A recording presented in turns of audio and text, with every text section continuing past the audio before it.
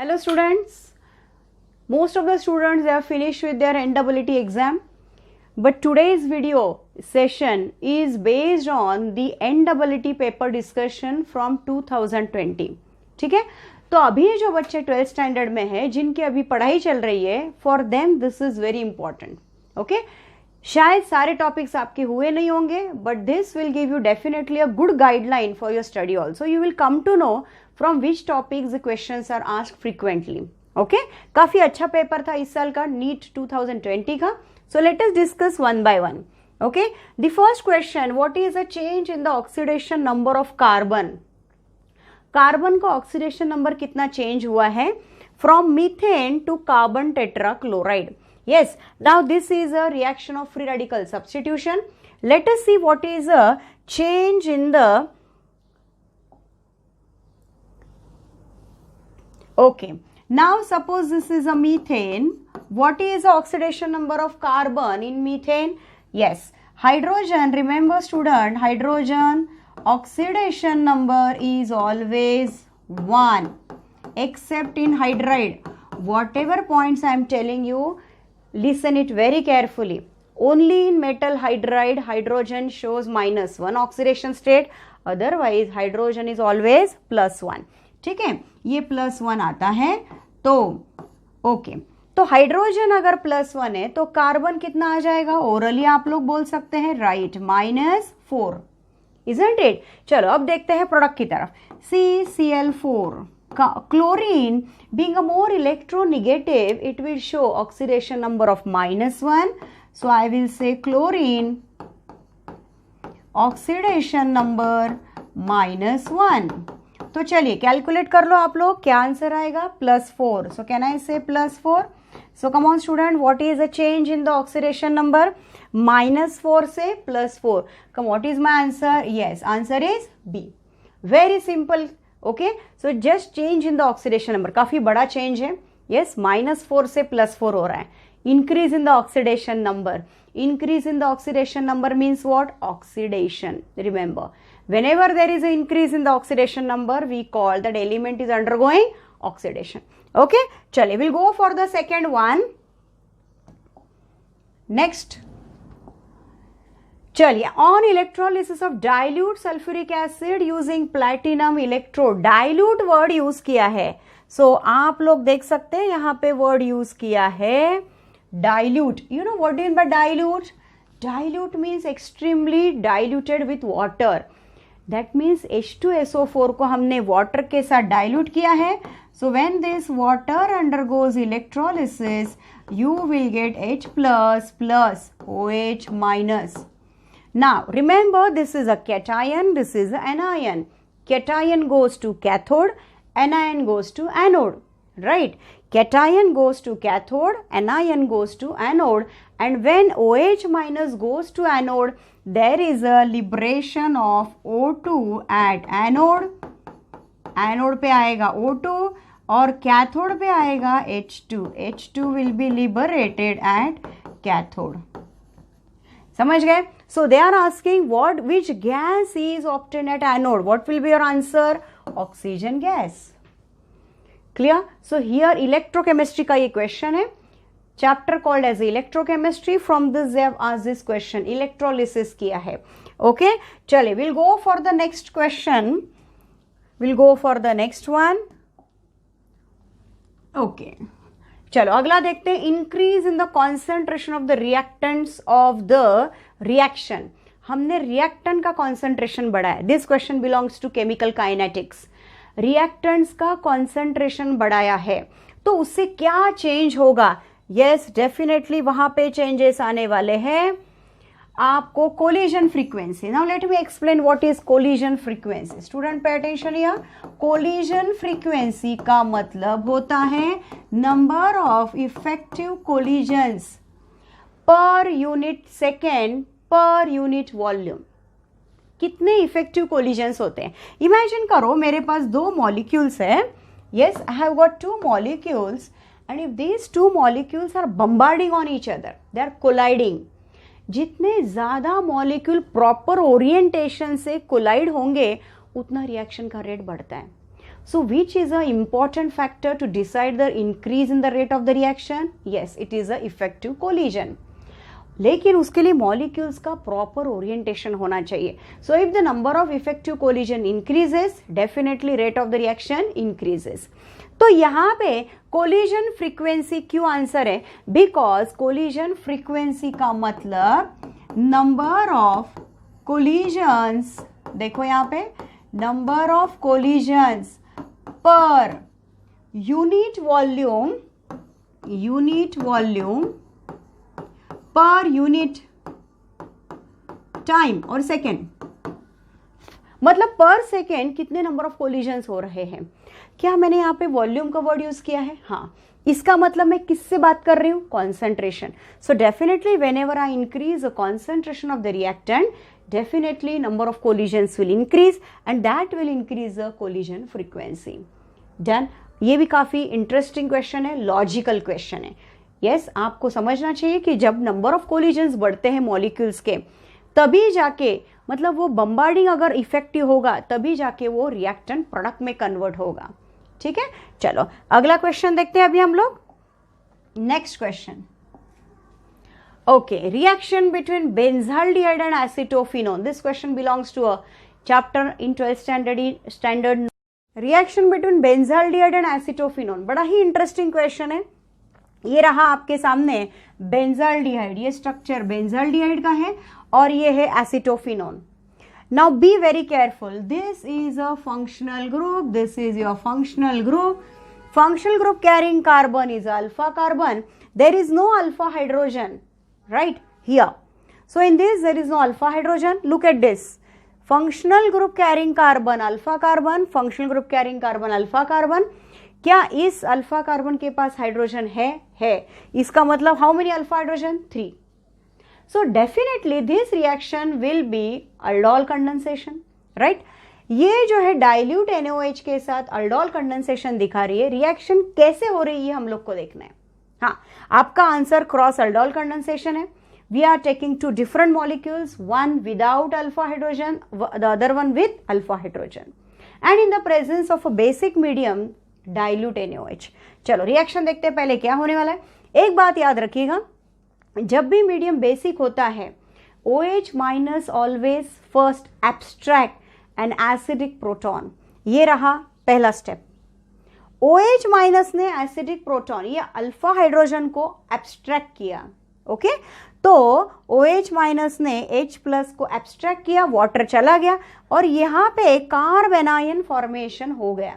So you get the formation of carbon and the first important step during the aldol condensation, formation of carbanion. ये जो कार्बेनायन form हुआ है, आगे देखो उसका क्या हो रहा है. ये कार्बेनायन आपके बेंजाल्डिहाइड के कार्बन को अटैक कर रहा है. ऐसा क्यों? बिकॉज बेंजाल्डिहाइड का carbonyl carbon is electron deficient because of the carbonyl group. Oxygen being a more electronegative, it will take electron, अपनी तरफ इलेक्ट्रॉन को खींच लेगा, कार्बन इलेक्ट्रॉन डेफिशिएंट बनेगा. सो इमीडिएटली ये जो कार्बेनायन तैयार हुआ है फर्स्ट स्टेप में, it is going to attack this carbon. और देखो क्या हो रहा है, इसने इसको अटैक किया. अब देखो ये जो बेंजीन है, इसको यहां पे हमने दिखाया है C डबल बॉन्ड हो, यहां पे H रहेगा. ओके, तो CO माइनस H CH2 इसके साथ जुड़ गया और ये मॉलिक्यूल, ये group as it is CO phenyl group. आगे जब इसका प्रोटोनेशन होगा तो देखो क्या होने वाला है. You will get COH CH2 CO phenyl. That means here in the product you have got 2 functional group. One is a ketone, the other one is a alcohol. ठीक है, अल्डोल का मतलब क्या? ऐसा मॉलिक्यूल जिसके अंदर 2 फंक्शनल ग्रुप होते हैं, aldehyde and alcohol, aldol. Here we are getting ketone and alcohol as a functional group in the product molecule. हाँ, अगर आप इसको हीट करेंगे, इस मॉलिक्यूल को जब आप हीट करेंगे तो ये वाला H और OH निकल जाएगा और यहाँ पे डबल बॉन्ड आने वाला है. So after heating this in an alkaline medium, there is a formation of double bond. अगर मैं इसको हीट करती हूं तो क्या होने वाला है, जरा देख लीजिए.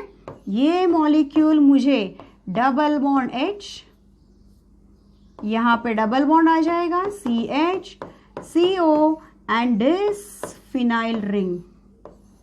Clear?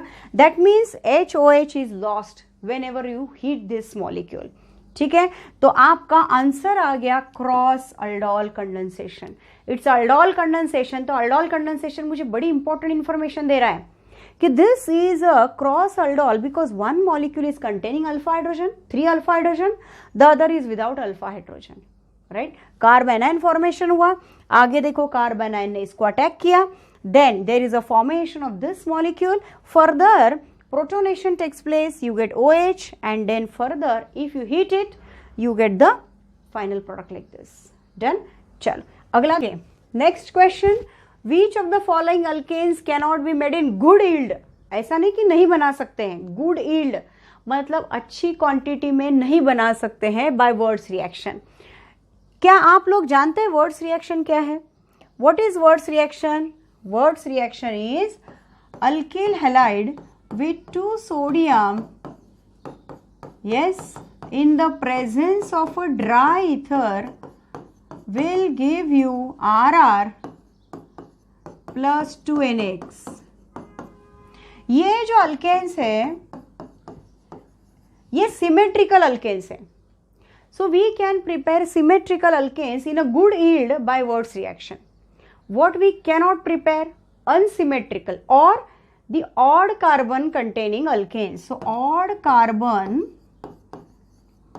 alkanes cannot be prepared. हम लोग ऑड कार्बन वाले अल्केन्स को नहीं बना सकते, ये Wurtz रिएक्शन का ड्रॉबैक है. तो चलिए देखते हैं. 2,3-डाइमिथाइल ब्यूटेन. मैं ब्यूटेन का स्ट्रक्चर ड्रॉ कर रही हूं. आई सेड 2,3-डाइमिथाइल. Is it symmetrical? यस. देखो कैसे सिमेट्रिकल है. अगर आप ये देख लीजिए, इसको हाफ वे कट करेंगे तो आपको पता चलता है ये मॉलिक्यूल तो सिमेट्रिकल है. सो सिमेट्रिकल मॉलिक्यूल हो गया ये. चलो दूसरा देखते हैं. हेप्टेन. कितने कार्बन आ रहे? 7. हाँ, तो आंसर मिल गया मुझे. What will be the answer? Heptane. Right. चलो एन ब्यूटेन को देखते हैं. N butane means how many carbon? 4. Right. तो क्या ये मॉलिक्यूल भी सिमेट्रिकल है? करेक्ट. और even carbon, you can say even carbon. N hexane again even carbon. ये मॉलिक्यूल क्या है? सिमेट्रिकल है. और ये बाकी के 2 क्या है? Even carbon. तो मुझे बताइए हेप्टेन का क्या हुआ? Right, it's a odd carbon containing alkane. So which cannot be prepared in good yield. My answer will be n heptane. Okay, चलिए we will just go for the next question. That is, चलो अगला question देखते हैं हम लोग. Natural rubber. ये जो question है दिस बिलोंग्स टू पॉलीमर्स. ठीक है, क्वेश्चन कह रहा है they are asking you, yes, they are asking you what is a natural polymer. Natural polymers क्या होते हैं? ये रहा आपके सामने नेचुरल पॉलीमर. ये मैं एक स्ट्रक्चर ड्रॉ कर रही हूं. 1 और 2 के बीच में डबल बॉन्ड, 3 और 4 के बीच में भी डबल बॉन्ड. क्या मैं इसको 1,3-ब्यूटाडाइन बोलूं? हाँ. और सेकेंड कार्बन पे मिथाइल अटैच्ड होगा. सो इसका नाम होगा 2-मिथाइल. सेकेंड कार्बन पे मिथाइल है, इसीलिए 2-मिथाइल 1,3-ब्यूटाडाइन. This is known as isoprene. So this is isoprene. तो आपका जो रबर रहेगा वो पॉलीमर है. क्या ना इसे पॉली आइसोप्रीन? यस. इसका नाम है आइसोप्रीन. ठीक है, ये स्टार्टिंग मटेरियल है. This is a monomer. इसको हमने मोनोमर बोला है. अगर ये मोनोमर है तो पॉलीमर कैसा रहेगा? कुछ नहीं, इस मॉलिक्यूल का क्या होने वाला है? Polymerisation. And polymerisation will takes place at the first and fourth carbon. Yes, I will write down the first and fourth carbon. ये देखो 1, 2, 3 एंड 4. तो पॉलीमराइजेशन एंड्स पे स्टार्ट हो जाएंगे. Right, first and 4. तो प्रॉपरली मेरे प्रोडक्ट का नाम क्या आएगा? जो पॉलीमर होगा नेचुरल पॉलीमर, उसका नाम क्या रहेगा? Yes, 1,4 poly isoprene. राइट, तो आपका आंसर आएगा 4th, 1,4 poly isoprene. Done, clear. चलिए, a mixture of nitrogen and argon gases in a cylinder contains 7 grams of nitrogen and 8 grams of argon. Okay, if the total pressure of the mixture of the gases in the cylinder 27 bar, partial pressure पूछा है. Now what is the formula of the partial pressure? चलो देखते हैं. बहुत बढ़िया question है. This question belongs to solution and colligative property. Yes, solution colligative का proper question है ये. ठीक है, from 12th standard obviously. Partial pressure of A is equal to total pressure into mole fraction of A. ये formula याद रखिएगा, बड़ा important formula ये. सो जब भी हम बोलते हैं PA मतलब पार्शियल प्रेशर, ये पार्शियल प्रेशर है, this is a partial pressure, this is a total pressure and this is a mole fraction. ये मोल फ्रैक्शन है. So partial pressure of A is equal to the total pressure of the container, पूरा pressure multiplied by the mole fraction of the individual component. इस तरह से formula हम लोग apply कर रहे हैं. ओके, अब यहाँ पे गलती होने के क्या चांसेस है? नाइट्रोजन एटॉमिक मास दिया है, you have to take molar mass. While calculating mole fraction, be careful. मैं दिखा देती हूँ आपको. जब मैं XA बोलती हूँ मतलब मोल फ्रैक्शन का मतलब Na अपॉन टोटल मोल्स, मतलब किसी कंपोनेंट A का मोल divided by the total moles. This is how you calculate the mole fraction. चलिए, अब मुझे निकालना किसका है? Partial pressure of nitrogen gas का. देखो मैं कैसे कर रही हूँ. Partial pressure of nitrogen is equal to what is the total pressure? 27. चलो बहुत बढ़िया. 27 into, मुझे क्या करना है? मुझे मोल फ्रैक्शन लेना है. ठीक है, मोल फ्रैक्शन में क्या क्या आता है? Number of moles of nitrogen, ये भी लिख देती हूं मैं. Moles of nitrogen upon moles of nitrogen plus moles of कौन सा है दूसरा गैस अपना? अर्गॉन. समझे? तो अपने को इस तरह से सॉल्व करना है. चलो, सो 27 into, let us calculate moles of nitrogen. Moles of nitrogen कैसे आएगा? Mass upon molar mass. What is the mass of nitrogen? 7 gram. So 7 divided by 28. Did you understand why I have taken 28? Correct, because N2 का मुझे पता है हम लोगों को total mass लेना है, मोलर मास लेना है. क्लियर? ठीक है, यहाँ पे 7 सॉरी, और ये कितना दिया है वापस? 7/28 प्लस अर्गॉन का कितना दिया है? 8/40. यूजुअली कैलकुलेशंस इस तरह से आपको बोले जाते हैं कि ये इजीली कैंसिल हो सकते हैं वैल्यूज. समझ गए? चलिए करते हैं अभी हम लोग. 27 into 1/4 upon 1/4 plus 1/5. Isn't it? Can I say 1/4 is equal to 0.25? So 0.25 plus 0.2. Easy है? ओके, चलो अब मैं ये वाला पार्ट यूज कर लेती हूँ और देखो कैसे सॉल्व करवा रही हूँ मैं. हाँ, 27 इंटू 0.25 डिवाइडेड बाय, क्या मैं इनको ऐड कर सकती हूँ? बिल्कुल कर सकती हूँ. 0.45. अब देखो ये पॉइंट कैंसिल हो जाएगा. यस, और सीधा 9 और ये 9 और ये 3, मेरा आंसर आएगा 15. चेक कर लो, पार्शियल प्रेशर पूछा है और क्या यूनिट होगा? अगर ये प्रेशर का यूनिट बार है तो आंसर का भी यूनिट बार ही होगा. तो आपका सही आंसर है 15 बार. समझ गए? तो आपको फॉर्मूला कौन सा यूज करना है ये याद रखो. ये वाला फॉर्मूला कहा हमने कि partial pressure of a is equal to total pressure P total into mole fraction of A. This is how you calculate. Done? समझ गए? चलिए, we'll go for. Now see the next question. They are asking us to match the following and identify the correct option. चलो देखते हैं इसका. Carbon monoxide with hydrogen. Yes, बहुत बढ़िया. कौन सा गैस है ये? Synthesis gas. Yes, syn gas बोलते हैं इसको. Right, this is known as syn gas. Correct, ये वाटर गैस है actually. This is a water gas. It is used in the preparation of methanol. Yes, formaldehyde. ये synthesis है. तो first वाले का यहां पे मैं लिखने वाली हूं थर्ड वन। मुझे दिख रहा है कि ये सिन गैस है, सिंथेसिस मतलब सिन, उसको शॉर्ट में हम लोग सिन बोलते हैं, हम लोग मतलब एनसीईआरटी में उसको सिन नाम दिया गया है, ठीक है। Second one, temporary hardness of water. हाँ, जब भी बाइकार्बोनेट्स होते हैं कैल्शियम और मैग्नीशियम के, that gives rise to temporary hardness. देखो हार्डनेस ऑफ वाटर दो टाइप का होता है, temporary and permanent. Temporary hardness is because of the bicarbonates and a permanent hardness is because of the chlorides. Yes, so chloride जो होते हैं, calcium chloride, magnesium chloride, yes, ये जो होते हैं इनको हम लोग बोलते हैं परमानेंट हार्डनेस।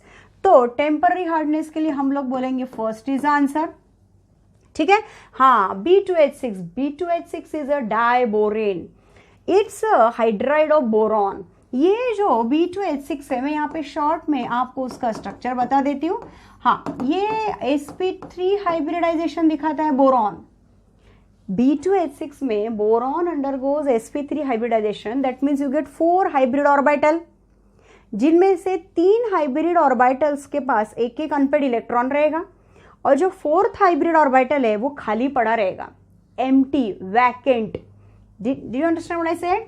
बोरॉन में sp3 हाइब्रिडाइज मतलब 4 हाइब्रिड ऑर्बिटल बन गए, और ये जो 4 हाइब्रिड ऑर्बिटल्स है इनमें से 3 के पास 1 इलेक्ट्रॉन ईच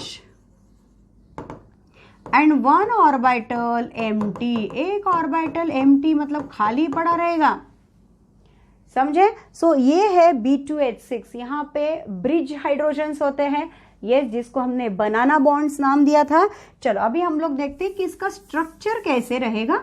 ये 2 बोरॉन में ड्रॉ कर रही हूं, यस, ये बोरॉन का ये 4 ऑर्बिटल, क्लियर। चलो दूसरा वाला बोरॉन, इसके भी 4 ऑर्बिटल।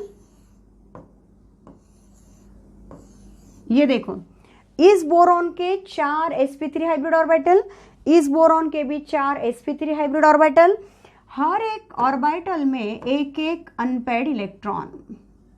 ओके, चलो इस बोरॉन को देखते हैं, 1 2 3, कितने अनपेड इलेक्ट्रॉन से? एक एक। इसका मतलब इस बोरॉन का एक ऑर्बिटल खाली है, उसी तरह इस बोरॉन का एक ऑर्बिटल खाली है, ठीक है। आगे देखो हम क्या दिखा रहे हैं, ये देखो यहां पे मैं दिखाना चाहती हूं hydrogen with own electron 1s। यहां पर एक हाइड्रोजन आ गया, यहां पर एक हाइड्रोजन आ गया जो अपना एक इलेक्ट्रॉन दे रहा है, here also 1 hydrogen and 1 hydrogen. Can I say this is a B2H6 structure? Yes, with sp3 hybridization. और ये वाले जो आपको हाइड्रोजन दिख रहे हैं इसको हम ब्रिज हाइड्रोजन बोलते हैं, ओके।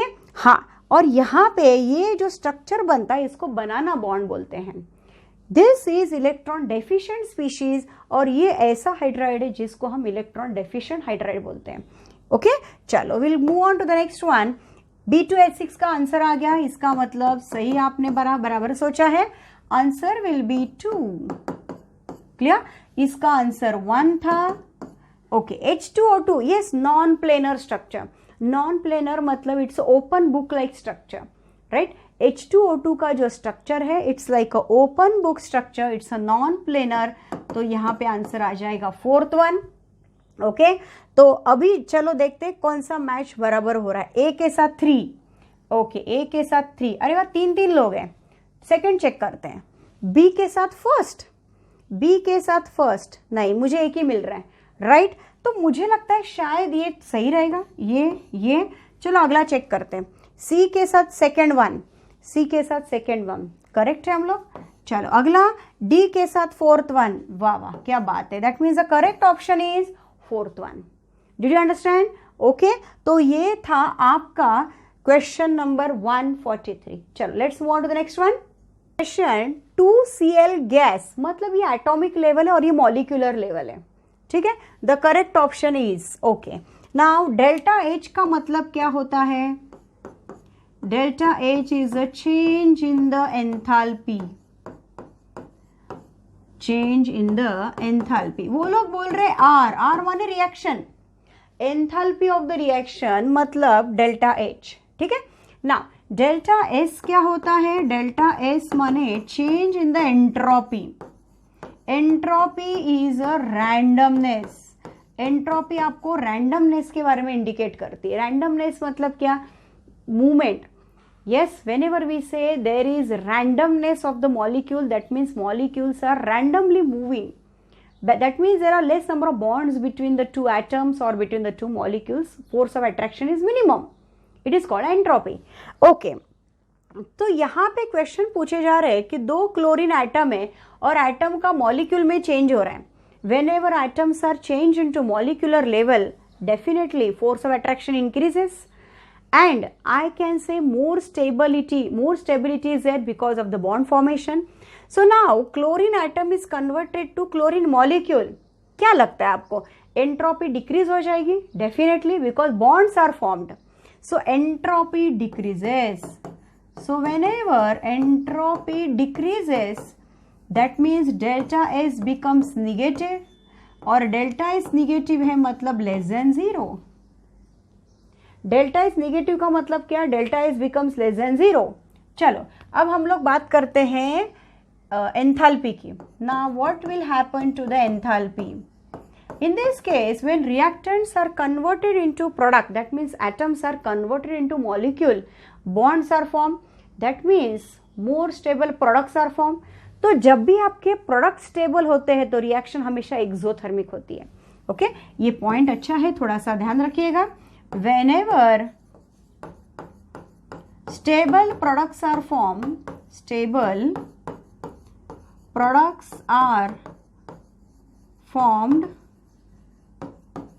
that means जब स्टेबल प्रोडक्ट बन रहे हैं इसका मतलब heat is given out. Okay, so delta H is negative मतलब एक्सोथर्मिक रिएक्शन। तो जब भी आपके प्रोडक्ट स्टेबल है, रिएक्शन एक्सोथर्मिक है। क्या मैं बोल सकती हूँ यहाँ पे Cl2 is more stable? Definitely, because वो मॉलिक्यूल है, दो क्लोरीन एटम के बीच में बॉन्ड बन गया है, रैंडमनेस कम हो गया है। ठीक है, तो enthalpy is definitely evolved or enthalpy decreases, so I can say delta H is negative, so delta H is also less than 0. It's an exothermic reaction. I will say exothermic. तो ऐसा option मुझे कहाँ नजर आ रहा है? कहीं नजर आ रहा है? बिल्कुल, डेल्टा H भी लेस देन 0, डेल्टा S भी less than 0। Answer will be third. Clear? Okay, ये था question number 144। Move on to the one. Okay, next question, an element has a body centred cubic structure with a cell edge length. हाँ, cell edge length का मतलब क्या? ए का value दिया है आपको, मतलब लेंथ ऑफ द एज। ठीक है, मतलब किसी भी क्यूब का जो एज का लेंथ है वो ए है। द एटॉमिक रेडियस, हाँ, इन शॉर्ट वो लोग पूछ रहे हैं relation between a and r. यहाँ पे फॉर्मूला की जरूरत है। आपको पता है क्यूब्स में हम लोग तीन टाइप के मेन क्यूब्स पढ़ते हैं, simple cubic cell, then comes body centred cubic cell, then comes face centred cubic cell, isn't it? अब मुझे देखिए कि सिंपल क्यूबिक का स्ट्रक्चर कैसे होता है, देख लीजिए आप लोग। अगर आपका ये क्यूब है तो यहाँ पे सिंपल क्यूबिक में ओनली कॉर्नर्स पे आपके एटम्स रहेंगे, डेफिनेटली टचिंग ईच अदर। ये जो एटम्स यहाँ इतनी जगह दिख रही है, एक्चुअली ऐसे नहीं होता है, they are touching each other, right? तो simple cubic A is equal to 2r. So what is the relation between A and R? Correct, A equals to 2R. BCC में क्या रहेगा? A is equal to 4R upon root 3 और face centred में आएगा 4R upon root 2. बस it's a very simple, आपको याद रखना है बस ये values and you substitute, you will get your answer. हाँ, एक बात बता देती हूँ, ये सिंपल क्यूबिक है। बॉडी सेंटर्ड में क्या हो जाता है? In the case of body centred apart from this, ये देखिए यहाँ तो आपके रहेंगे atoms, away apart from this there is one more atom present in the centre of the cube, that is called body centred. Cube के centre में जो रहेगा उसको हमने नाम दिया body centred. Then comes face centred. Face centred में क्या रहेगा, ये कॉर्नर के तो एटम रहेगी, ये प्रिमिटिव स्ट्रक्चर है। सिंपल क्यूबिक मतलब प्रिमिटिव, और याद रखिएगा प्रिमिटिव मतलब बहुत ही सिंपल स्ट्रक्चर है। ओके, बहुत ही बेसिक स्ट्रक्चर है, बहुत ही बेसिक अरेंजमेंट है एटम्स का। ये रहा आपका फेस सेंटर्ड। अभी फेस सेंटर्ड में क्या रहेगा, यहां तो रहेंगे एटम, इसके अलावा कहाँ रहेंगे बताइए मुझे।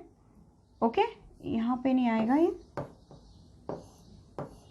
इसके अलावा कहाँ रहेंगे, करेक्ट, ये रहेगा फेस के सेंटर में। तो ये रहेगा फेस के सेंटर में, ये रहा एवरी फेस के सेंटर में। तो आपके पास कितने फेसेस है, करेक्ट 6 फेसेस है।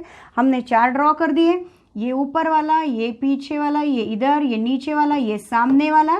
यस, कितने हो गए 6। सो this is a face centred. Okay, this is a formula. चलो अभी हम लोग कैलकुलेट करते हैं, रेडी, कैलकुलेट करते हैं, ठीक है।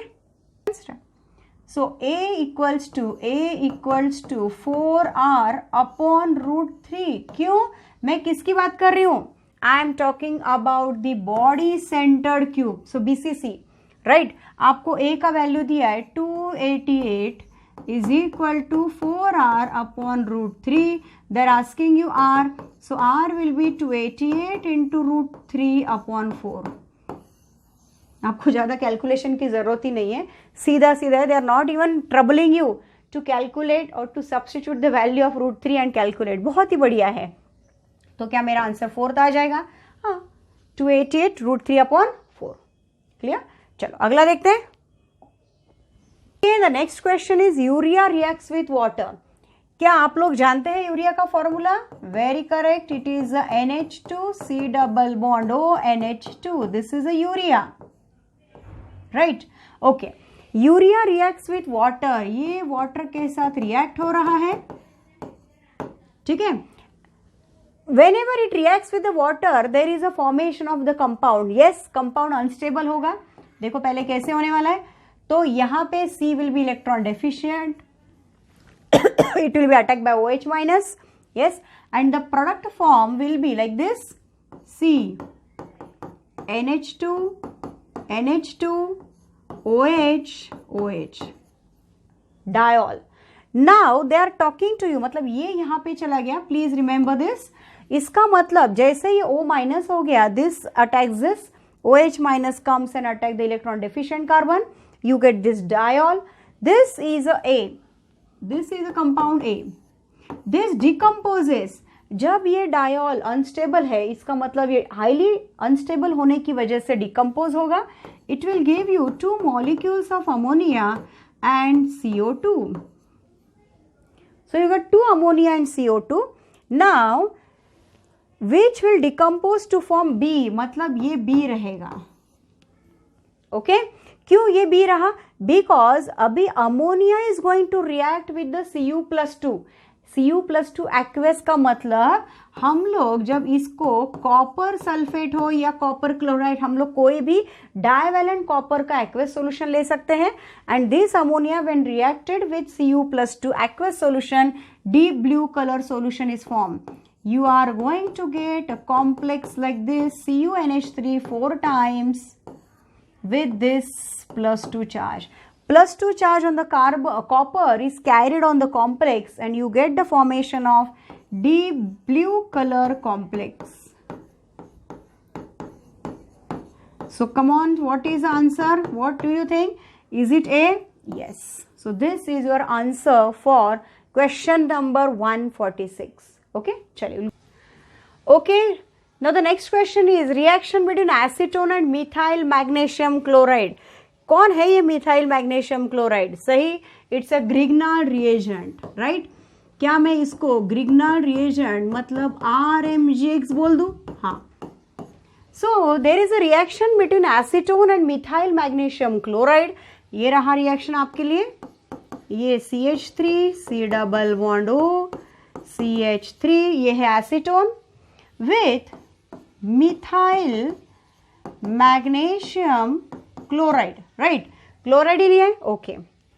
ये O माइनस बन जाएगा, carbon will become electron deficient, this is +2, this is -1.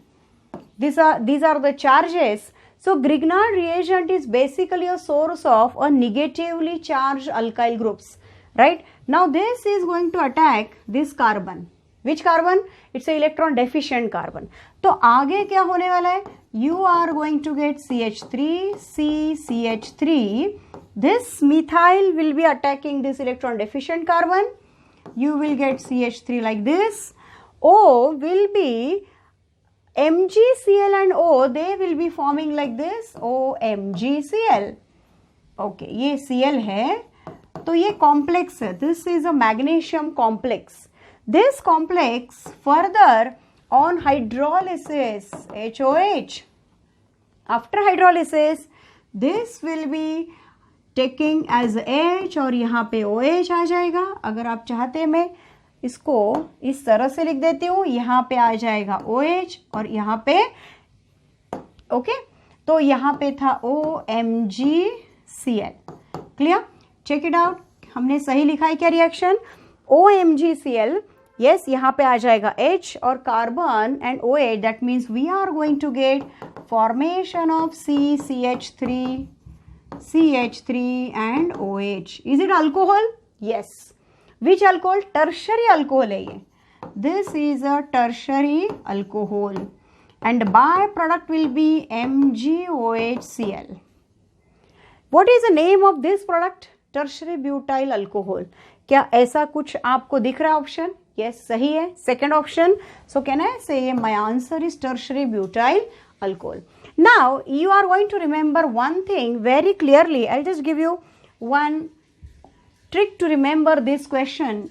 Whenever Grignard reagent reacts with formaldehyde, जब Grignard reagent formaldehyde के साथ react होगा, हमेशा आपको primary alcohol मिलेगा. I'll show it you. Grignard reagent with formaldehyde, you will always get the formation of primary alcohol.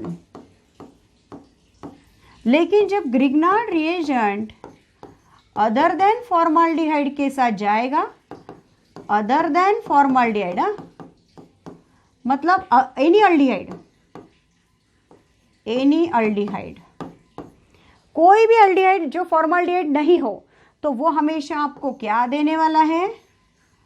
Secondary alcohol. याद रखिएगा आप लोग. और अगर ग्रिग्नार्ड रिएजेंट कीटोन के साथ होगा तो हमेशा आपको देगा टर्शरी अल्कोहल. तो ये बहुत अच्छी चीज है, आप लोग इसको याद रखिएगा. Formaldehyde with Grignard reagent primary alcohol, aldehyde other than formaldehyde will give you secondary alcohol, and ketones with the Grignard reagent gives you tertiary alcohol. I hope all of you know that Grignard reagent is one of the reducing agent. Remember this. It's a source of nucleophile. Grignard reagent is a source of nucleophile R minus. इसीलिए हम लोग ऐसा बोलते हैं कि Grignard reagent reducing agent है. ये carbonyl compounds को रिड्यूस करके अल्कोहल्स में कन्वर्ट करते हैं. डन. चलिए, let's move on to the next question.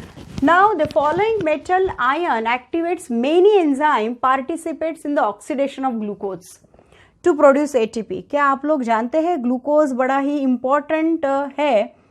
Yes. Okay. ये जो ग्लूकोज है in our body it undergoes oxidation through a process known as glycolysis. Glycolysis करके एक बॉडी में साइकिल चलती है. Through this glucose is oxidising. Glucose is undergoing oxidation with the help of glycolysis. काफी enzymes इसमें काम पे आते हैं.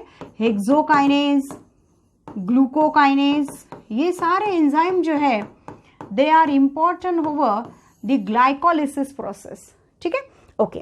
तो ये जो ग्लाइकोलिसिस की प्रोसेस है इसमें ये एंजाइम काम करते हैं.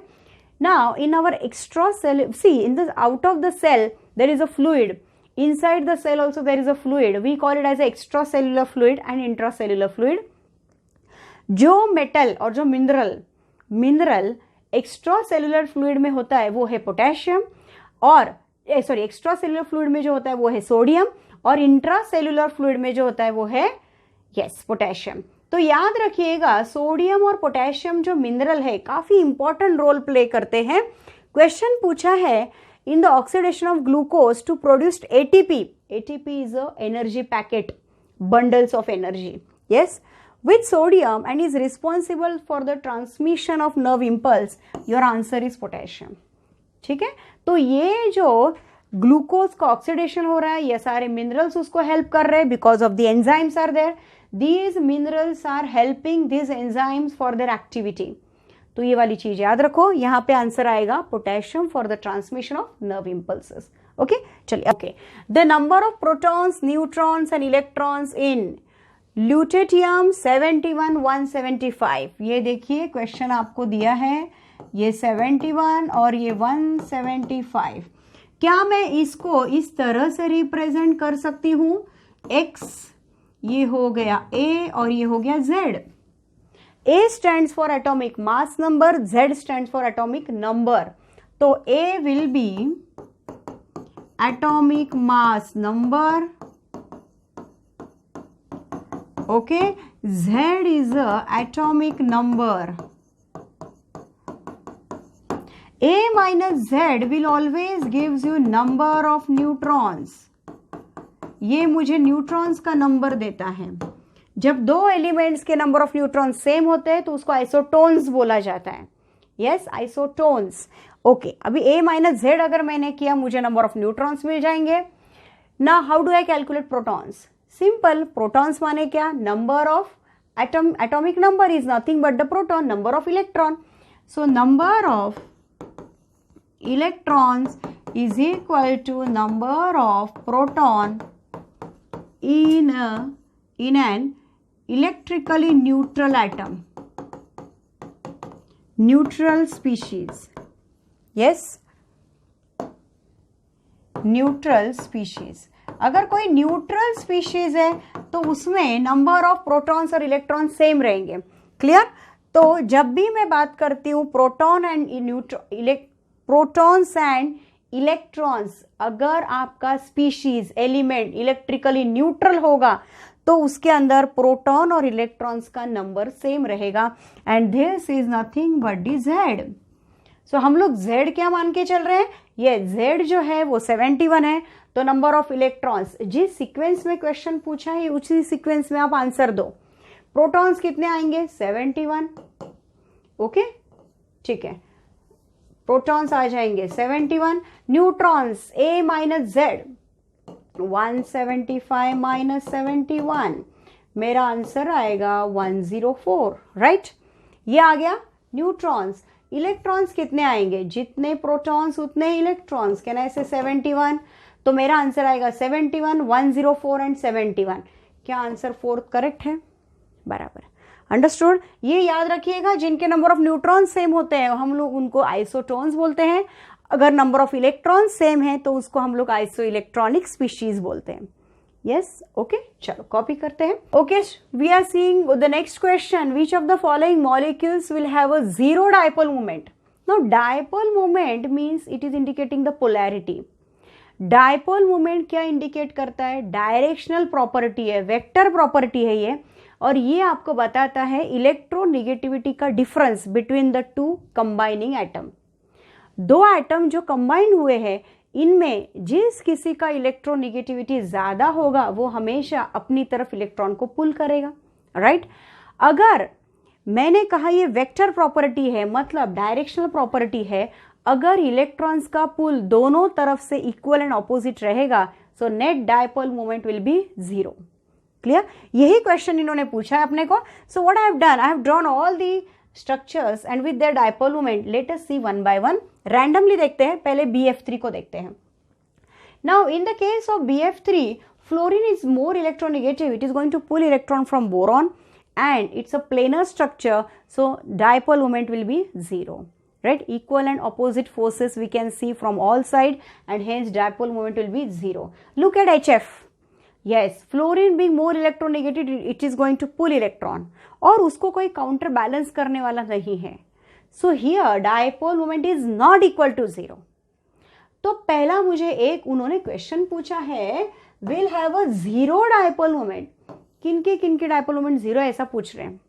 तो मेरा पहला आ गया BF3. ओके, चलो शुरू करते हैं. अगला HF तो नॉन जीरो हो गया. Third, carbon dioxide, it's a linear molecule. Oxygen being more electronegative, it is going to pull electron from both the sides. ये देखो इस तरह से हो रहा है, राइट? तो क्या मैं बोल सकती हूँ इसका भी डायपोल मोमेंट जीरो, बराबर? चलो fourth one, water highly polar. Water is highly polar molecule. तो यहाँ पे oxygen being more electronegative, it is going to pull electron from hydrogen. तो देखो वो अपनी तरफ खींचे जा रहा है. प्लस ऑक्सीजन के पास 2 लोन पेयर पड़ी है, राइट? तो यहाँ पे dipole moment is not at all zero, rather बहुत काफी पोलैरिटी रहती है वाटर की. Coming to the next one, BF2. Look at this, again it's a linear molecule. BF2, यहाँ पे देखिए दोनों फ्लोरीन बेरिलियम के अपोजिट डायरेक्शन में इलेक्ट्रॉन को पुल किए जा रहे हैं, because fluorine is more electronegative than beryllium. Dipole moment equals to zero. Coming to the next one, तो देखो अभी तक डायपोल मोमेंट जीरो वाले कौन से मिल गए मुझे? एक मिल गया बेरिलियम फ्लोराइड, डाइफ्लोराइड, एक मिल गया कार्बन डाइऑक्साइड और एक मिल गया BF3. चलो अगला देखते हैं, sixth one. Yes, 1,4 dichlorobenzene, dipole moment zero. क्यों? Because again they are equal and opposite side. यहाँ पे क्लोरीन, ये देखिए इस तरह से इलेक्ट्रॉन को खींचेगा. डायपोल मोमेंट दिखाने का ये इस तरह से एक conventionally we show it like this. So sixth one, even 1,4 dichlorobenzene dipole moment will be zero. Okay, here 1,3 dichlorobenzene, obviously dipole moment will not be equals to zero. Coming to the NF3. Now NF3 में fluorine is going to pull electron, but at the same time nitrogen का जो lone pair है वो अपनी तरफ वहां पे पूरा इलेक्ट्रोनेगेटिविटी को खींचने वाला. Electron density will be at that side in this direction. So can I say mu is not equal to zero? Yes. तो कौन से एग्जाम्पल आपको mu equals to zero दिखा रहा है? 6th, 5th, 3rd and 1st. कौन सा option है? Boron trifluoride first, carbon dioxide yes, 1,4 dichlorobenzene yes, and beryllium difluoride yes. My answer is 3rd one. Okay, so this is your answer. Chaliए we'll move to the next.